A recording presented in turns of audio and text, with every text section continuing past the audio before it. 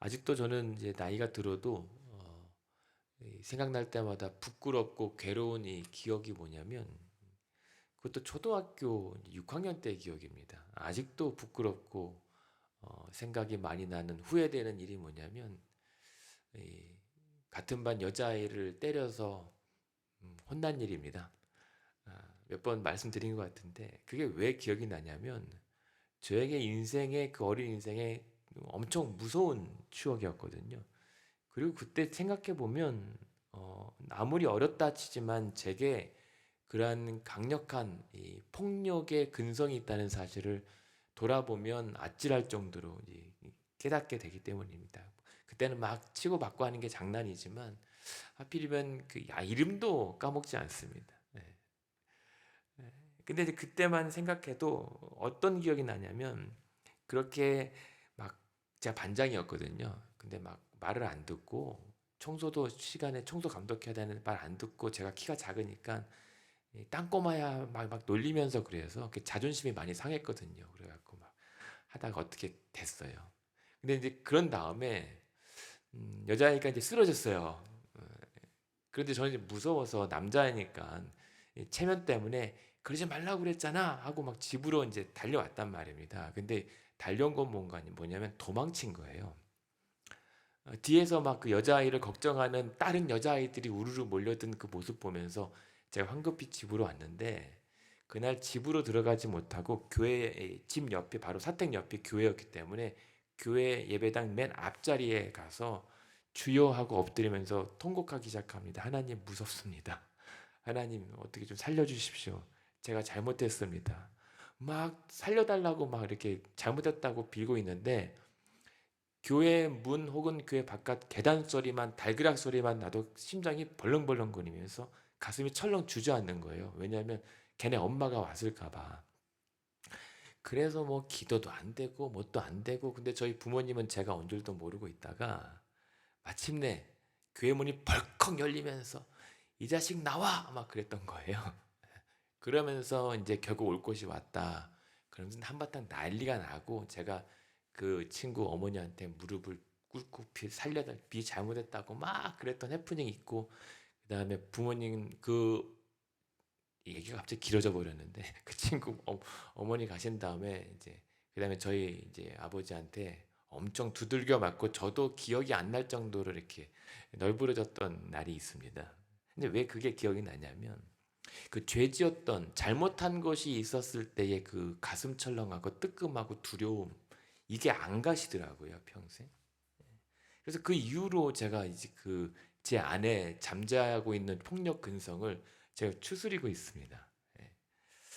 무슨 말을 드리고 싶냐면, 죄를 지었을 때 사람이 그 죄로 인하여 얼마나 부끄럽고 괴로운지를 우리는 잘 압니다.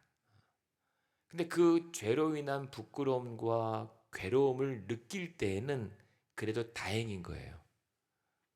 그러나 죄를 그렇게 지어놓고도 아무렇지도 않은 그런 무감과, 혹은 그것 때문에 그냥 터트린 것으로 인한 후련함, 이것은 정말 우리의 심각한 영혼의 이 사망 직전의 상태라고 말씀드릴 수가 있습니다.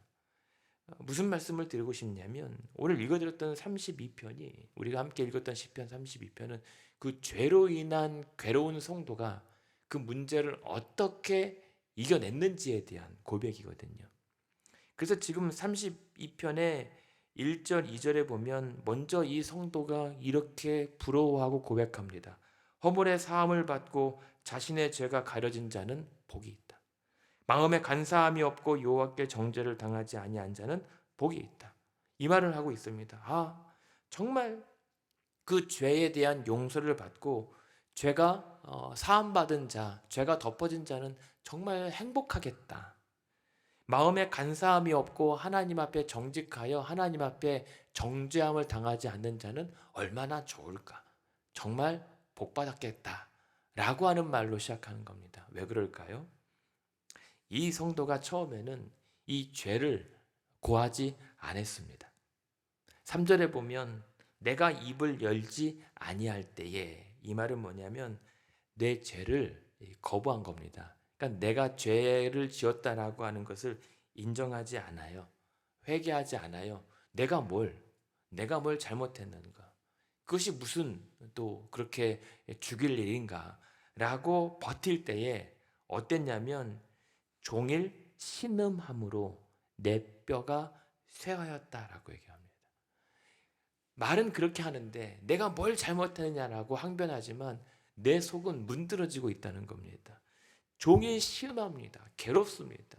막 또 열이 나고 속이 화끈화끈 달아오르고 지나가는 인기척만 봐도 놀랍고 내 뼈가 쇠할 정도라고 하는 것은 이 쇠하다라고 하는 단어가 뭐냐면 분해되는 겁니다. 녹아내려가는 겁니다. 내 뼈가 녹아내려간다라고 하는 것은 여러분 관절만 이게 물렁뼈만 터져도 사람이 죽을 똥 말똥 하는데 온 영혼과 몸이 쇠잔해서 그냥 죽을 것 같은 상태가 바로 죄로 인하여 그냥 끙끙 앓고 있을 때라는 말입니다. 그때는 어느 정도 고통이 있었냐면 이 고통은 어디로부터 오는가 하면 사절로부터 오는 거거든요. 그때 주의 손이 주야로 나를 누르시오니 내 진액이 빠져서 여름 가뭄에 마름같이 되었나이다 라고 얘기합니다. 그 고통은 마치 하나님의 손이 나를 짓눌러서 내 몸의 진액을 다 빠지게 하는 것 정도로 정말 괴로운 고통, 억압, 압박감에 시달리는 겁니다. 여름 가뭄에 메마른 것처럼 내 영혼이 쩍쩍 갈라지고 이제 사람이 거의 버틸 수 없는 지경까지 옵니다. 뭐 때문에요? 죄 때문에. 그리고 죄로 인하여 가책과 후회와 부끄러움 때문에 몸을 가누지 못할 정도로 고통스럽습니다. 그래서 얘기하는 거예요. 이런 죄의 문제를 해결할 수 있다면 얼마나 복받은 성도인가. 이런 죄의 문제가 가려지고 하나님 앞에 죄사함을 받은 자는 얼마나 복받은 성도이겠는가 라고 하면서 탄식하는 겁니다. 그런데 쉽지가 않아요. 내가 입을 열지 않았다라고 하는 것은 하지만 이 죄를 내가 인정하는 순간 내 존재가 무너지는 거거든요. 내가 이 죄를 인정하는 순간 사람들 간의 모든 관계는 흐트러지고 내가 정말 그동안 유지했고 지탱했던 모든 존재 기반이 무너질 판이기 때문에 내가 그렇다라고 인정할 수가 없습니다. 그럴수록 내 영혼은 피폐해집니다. 그러다가 결국에는 주의 손이 짓누르는 것처럼 하나님의 압박, 하나님의 거룩한 부담감이 이제 나를 항복하게 만듭니다. 그러면서 5절에 보면 뭐라고 얘기합니까? 내가 이르기를 내 허물을 여호와께 자복하리라. 이제 하나님의 그러한 압박에 못 이겨 하나님 내가 잘못했습니다. 내 죄를 있는 그대로 자복합니다. 주께 내 죄를 아뢰고 내 죄악을 숨기지 아니하였더니 곧 주께서 그 즉시 내 죄를 사하여 주셨다라고 얘기합니다. 이 5절에 이 성도가 막 죽을 것처럼 막 진액이 마른 것처럼 고통스러워하다가 결국 내 죄를 아뢰고 막 힘겹게 입을 떼서 하나님 내가 정말 그랬습니다. 나는 죄인입니다 라고 고백하게 된 것, 이게 스스로 한 게 아니라 하나님이 그렇게 압박함에 못 이겨서 자기 죄를 고백하게 된 거거든요. 무슨 말입니까? 회개도 은혜가 필요합니다. 회개는 은혜입니다. 그런 하나님의 그 진노와 하나님 앞에 죄 지은 자의 두려움과 괴로움이 경험될 때 우리는 하나님 앞에 내 죄를 자복하게 되어 있거든요. 그런데요, 여러분, 그렇다면 하나님께서 전지하시다고 하잖아요. 모든 것을 영원전부터 알고 계신 하나님께서 그깟 내 죄의 고백이 뭐가 중요하다고 그렇게 집요하게 우리를 놓지 않고 네가 죄가를 지었는가 안 지었는가 그렇게 우리를 짓누르실까요? 우리의 죄의 자백이 필요한 걸까요? 그거 모르면 하나님께서 우리를 유죄 판단을 정죄를 못하실까요? 아니란 말입니다. 하나님께서 우리의 회개를 바라시는 이유는 네가 잘했냐 못했느냐를 따지기 위함이 아니거든요. 만약에 그럴 거였으면 5절에 후보하면 그렇게 내가 꿍꿍 가렸던 죄를 자복하자마자 살 리가 없어요. 그렇게 꽁꽁 숨겨왔고 가렸고 변명했던 내 죄를 하나님 내가 사실은 그랬습니다 털어놨을 때 옳거니 하고 덜미를 잡아서 나를 감옥에 쳐 넣어도 시원찮을 판에 오히려 그래 그럴 줄 알았다. 그러니 내가 너의 죄를 용서한다라고 바로 이어지는 것은 사실 우리가 상식적인 수준에서 봤을 땐 죄의 고백과 죄의 결과가 이어지지 않습니다. 이 말은 하나님께서 우리의 죄에 대한 마땅한 처벌을 위해서 우리의 자백을 원하신 게 아니라는 반증이에요. 하나님께서 오늘도 우리에게 회개를 원하시는 것은 그래. 그러니 내가 너를 가려 너의 죄를 덮어 용서할 테니 우리의 관계를 계속 유지해 가보자.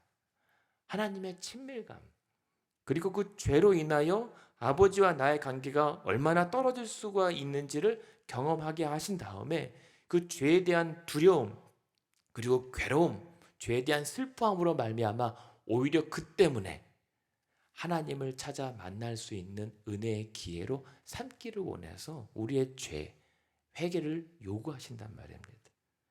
그래서 6절에 보면 뭐라고 합니까? 그래서 이 성도가 깨달은 건 뭐냐면 그러므로 모든 경건한 성도들이라면 주를 만날 기회를 얻어 주께 기도하라는 겁니다.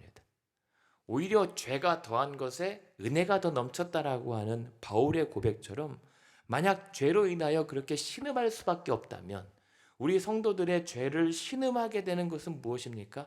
하나님 의식, 하나님 면전 의식이 있기 때문에 괴로운 거거든요. 사람들 앞에 우리의 죄는 대충 얼렁뚱땅 가리거나 숨길 수가 있습니다.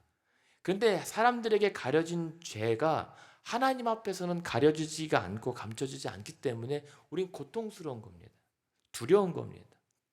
하나님 앞에 부끄러운 겁니다.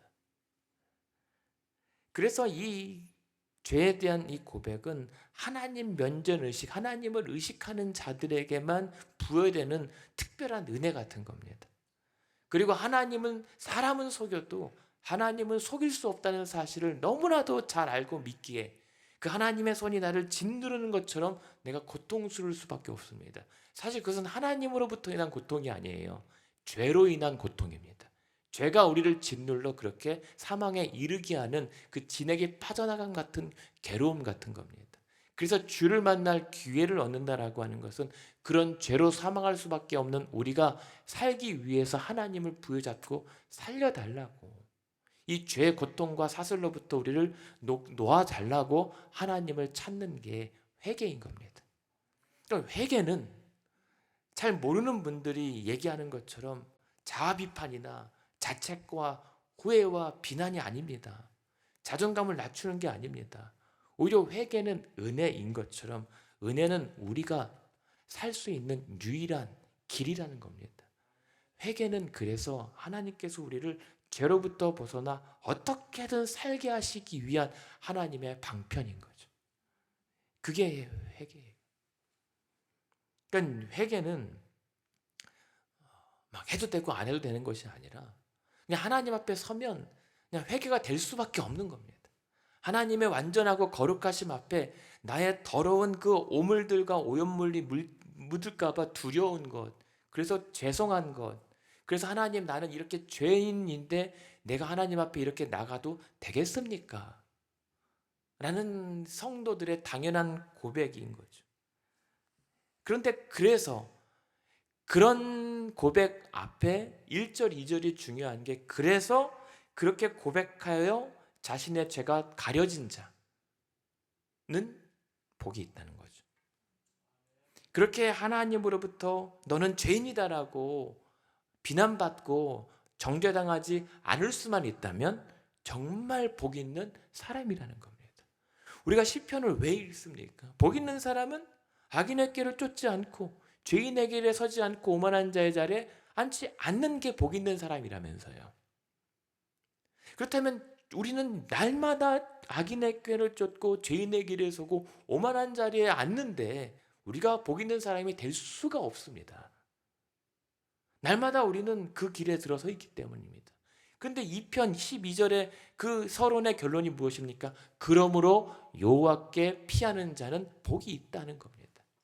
그러니 우리는 죄로 둘러싸여서 오늘 이 성도처럼 종일 신음하고 내 뼈가 녹아내리는 것처럼 고통스러울 수밖에 없지만, 그래서 여호와께 피하는 자가 복을 얻을 수가 있다는 거죠.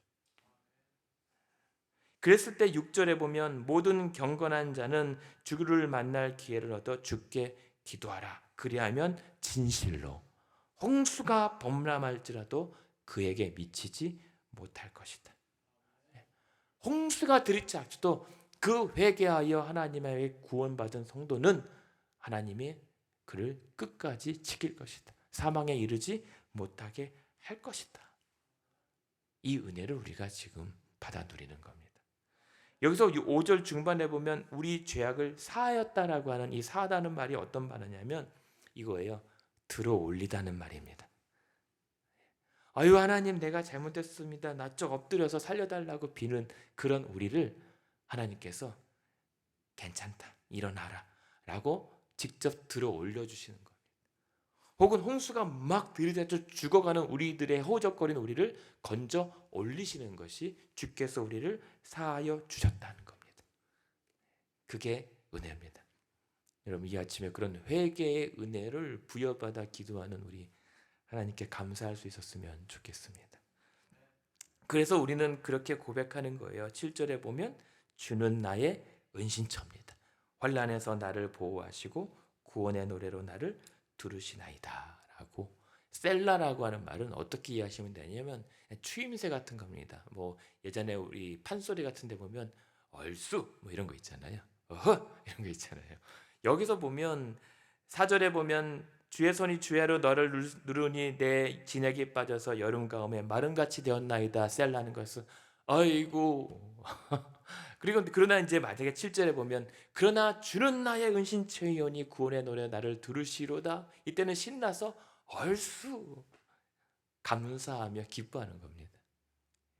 그러한 즐거움에 흥이 나올 수 있는 아침이 되었으면 좋겠어요. 그러니까 우리가 이제 너무나도 잘 알 수 있겠지만 5절에 죄를 숨기지 않다라고 하는 거, 숨기다라고 하는 건 뭐냐면 속이다는 뜻이잖아요. 우리가 하나님을 속일 수 없다는 그 사실을 인정하는 자만 하나님 앞에 아닌 척하지 않습니다. 무슨 말이냐면 하나님이 우리 죄를 이미 알고 계시잖아요. 하나님께서 우리의 죄를 몰라서 묻는 게 아니라 우리가 알고 있지만 우리 스스로 속일 수 없음을 인정하면서 하나님 앞에 내뱉는 것은 아버지와 아들의 친밀한 관계를 계속 이어가기 싶으신 거거든요. 그를 통해서 아버지가 뭐라고 말하고 싶냐면 다시는 그러지 마. 하지만 아버지가 그 용서를 비는 아들에게 잘못을 꾸짖지만 결론은 무엇입니까? 이제 너는 인생 끝난 거야 라고 하지 않습니다. 그러니 다시 해봐. 다시 한번 나아가 봐. 이 말씀을 하는 게 아버지의 결론이고 하나님께서 우리에게 회개한 자녀들에게 주시는 하나님의 격려거든요. 회개한다는 것은 하나님께서 그러니 조심해라 라고 하는 책망과 더불어서 그러나 너의 인생은 끝나지 않았다. 그러니 다시 죄의 길로 들어서지 말고 다시 가던 길을 가보거라. 나와 함께 다시 그 길을 나아가 보자. 이게 회개의 은혜인 겁니다. 그러니까 회개는 자책하는 게 아닙니다. 우리는 막 회개하라고 하면 자아 비판을 하는데 회개는 그게 아닙니다. 회개는 하나님 그래서 내가 다시 해보겠습니다. 라는 결단과 약속입니다. 잘 안 되는 것 알지만 그래도 하나님께서 나를 용서해 줬으니 그 힘 얻어서 그 은혜에 힘입어 다시 이 믿음의 길 가보겠습니다. 그래서 회개는 그렇게 부여받은 기회의 은혜를 누리는 것이 회개인 겁니다. 그러니까 이 회개는요, 은혜로 하는 겁니다. 은혜가 없으면 그 내 죄는 후회와 자책만 남습니다. 그건 회개가 아닙니다. 그러나 은혜가 있으면 이 죄가 감사와 겸손이 돼요. 이게 회개입니다. 기독교의 이 회개는 그 기독교 신앙의 기쁨의 원천입니다. 죄사함. 오늘날 우리 교회들의 즐거움이 많이 상실이 되고 우리 신앙의 기쁨이 퇴락된 건 왜 그런지 아십니까? 많은 이유도 있죠. 뭐 분위기, 시대의 어떤 유행들. 그런데요, 그런 것 따위에 연연하지 않았던 것이 교회입니다. 세상의 유행과 사람들의 생각과 사상에 휘둘리지 않았던 것이 기독교 신앙입니다. 왜 그렇습니까? 기독교의 즐거움은 죄사함에 있기 때문입니다. 죄인된 우리를 사망에서 건져내신 그 하나님의 헤세드, 인자하심, 용서하지 못하는 죄가 없으실 정도로 크고 위대하신 하나님의 긍휼하심이 있기 때문에 교회의 즐거움은 거기서부터 비롯된 겁니다. 그러니 오늘날 우리 교회가 재미가 없다고요? 내 신앙이 참 예전같이 즐겁지 못하다고요? 그것은 어쩌면 다른 이유가 아니라 내 죄사함의 감격이 사라졌기 때문일 수 있습니다. 회개의 기쁨이 없어졌기 때문입니다. 아니, 교회에 와서 죄에 대하여 고백과 죄로 인하여 고통스럽거나 아파하거나 슬퍼할 줄 몰라졌기 때문에 그럴 수 있습니다. 여러분, 우리가 최근에 교회 다니면서 죄로 인하여 씨름하면서 하나님 앞에 눈물 흘린 적이 언제입니까? 그러한 감격과 눈물이 말라버렸기 때문에 오히려 그 죄사함으로 말미암은 그 깊은 영혼의 기쁨과 즐거움과 감격이 사라진 것은 아닌가? 그렇기 때문에 교회에 와도 재미가 없는 것은 아닌가? 그것 때문에 죄사함의 능력, 사망에서 우리를 부활의 영광으로 옮겨주신 하나님의 능력을 경험하지 못하는 것은 아닐까 생각을 해보게 됩니다. 그래서 오늘 이 시편 32편 성도 이 다윗의 고백이라면 우리에게 8절에 보면 그러므로 내가 너의 갈 길을 가르쳐 보이고 너를 주목하여 훈계하겠다. 내 경험담, 내 간증을, 은혜의 체험을 따라 너희에게 권면한다. 성도들아, 첫 번째 9절에 보면 너희는 무지한 말이나 노새가 되지 말라 하는 겁니다. 이 무지한 말이나 노새는 재갈과 굴레로 끌고 가지 아니하면 도무지 나갈 바를 모르는 그런 어리석고 무지하고 완악하고 고집센 성도가 되지 말라는 겁니다. 여러분, 이 신앙생활하면서 무서운 게 뭐냐면 자연스러운 은혜가 제일 좋은 은혜라고 저는 봅니다. 그냥 물 흐르듯이 때로는 약간 이 또랑길도 빠지지만 다시 물길을 찾아 흐르는 것이 가장 큰 은혜인데 때로는 하나님께서 내버려 두지 아니하시고 그 노새나 말에게 재갈을 물려 압박해서 억지로 끌고 가게 되는 그런 인도하심이 있습니다. 그럴 때가 다행이긴 하지만 고통스럽습니다. 하나님께서 책망하고 꾸짖기 전에 회개하는 것이 좋습니다. 아침에 여러분들이 막 이렇게 협박하는 게 아닌데, 왜냐하면 그럴 때가 있잖아요. 여러분 다 아시잖아요. 하나님께서 나를 짓누르시고 죄에 대한 부담감을 주실 때가 있잖아요. 그때 회개하면 돼요. 그리고 그때 죄로부터 돌아서면 된단 말입니다. 근데 하나님께서 그렇게 압박을 주시고 계속 나를 짓누르시는데 그 죄를 외면하거나 합리화하거나 익숙해지는 순간 둘 중에 하나입니다. 하나님이 내버려 두시거나 아니면 하나님께서 치시거나. 차라리 치는 건 고통스럽지만 다행인 거죠. 하지만 그러기 전에 뭐라고 합니까? 주를 만날 기회로 삼아 주께 회개하고 기도하라는 말입니다. 그럴 때 하나님께서 다 용서하신다는 거예요. 여러분, 하나님께서 용서하시지 못할 죄가 없습니다. 단 그 용서의 주체는 내가 아니라 하나님이셔야 됩니다. 1절에 허물의 사함을 받고 내 죄가 가려진 자는 복이 있다라고 했을 때 죄사함과 가려짐은 다 수동태예요. 내가 가리는 것이 아니라 하나님께서 덮어주셔야 돼요. 이게 회개의 죄사함입니다. 그러므로 내가 회개했으니까 됐어요? 아닙니다. 그거 착각입니다. 큰일 납니다.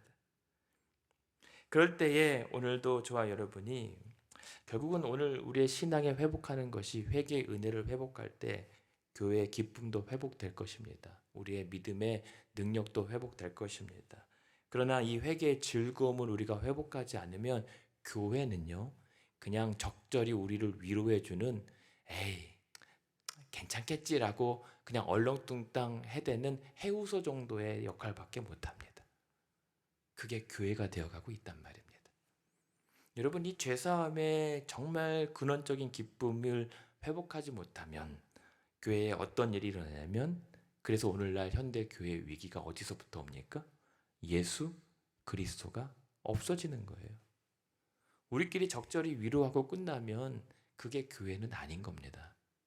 우리의 근원적인 죄사함의 기쁨과 능력을 경험할 때 그것이 진정한 교회고, 거기에 예수 그리스도의 십자가의 보혈의 은혜가 흘러 넘치는 그런 죄사함의 기쁨이 충만한 교회가 될 수 있단 말입니다.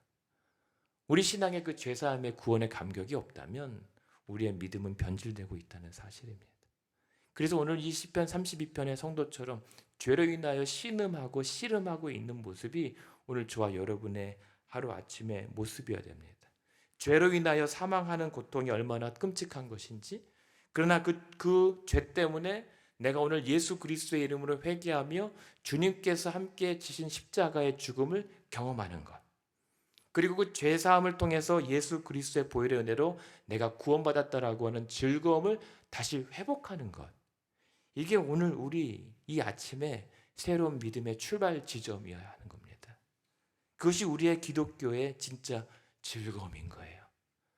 언제든지 어떤 죄든지 예수 그리스도 안에서 제사함 받고 언제든지 예수 안에서 다시 일어나 가볼 수 있다. 이게 복음인 겁니다. 그게 예수님을 통해서 우리에게 주신 믿음의 즐거움입니다. 그러므로 결론은 무엇이냐면, 오늘도 우리의 죄를 품으신 예수 그리스도의 은혜로 말미암아 구원 입은 저와 여러분, 성경에도 이런 말씀이 있잖아요. 회개하여 돌이켜 죄 없이 함을 받으라. 이와 같이 하면 너희가 새롭게 되는 날이 이를 것이다.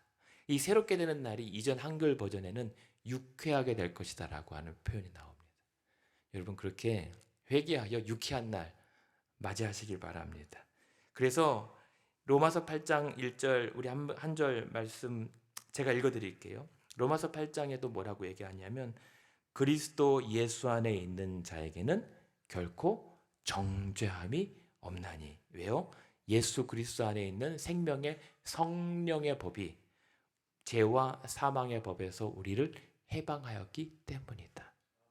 그래서 오늘 시편 32편 1절 2절에 정말 사함을 받고 죄가 가려진 자는 복이 있겠구나. 하나님 앞에 정직하여 하나님 앞에 정죄를 당하지 않은 자는 정말 행복하겠구나 라고 하는 이 부러움이 예수 그리스도 안에 정죄함이 없는 것으로 다 성취된 것입니다. 그래서 오늘 저와 여러분 한 가지만 있으면 됩니다. 하나님 앞에 정직한 성도. 그래서 10절 11절 악인에게는 많은 슬픔이 있습니다. 그러나 여호와를 신뢰하는 자에게는 하나님의 인자하심, 헤세드의 신실하고 충성된 사랑을 경험합니다. 그러므로 너희 의인들아 여호와를 기뻐하며 즐거워할지어다. 마음이 정직한 자 너희들아 다 즐거이 외칠지어다. 그렇게 저와 여러분은 오늘 하나님 앞에 정직하여 새 노래로 하나님을 즐겁게 찬송하며 하루길 시작하는 저와 여러분의 아침 되기를 주님의 이름으로 축원합니다.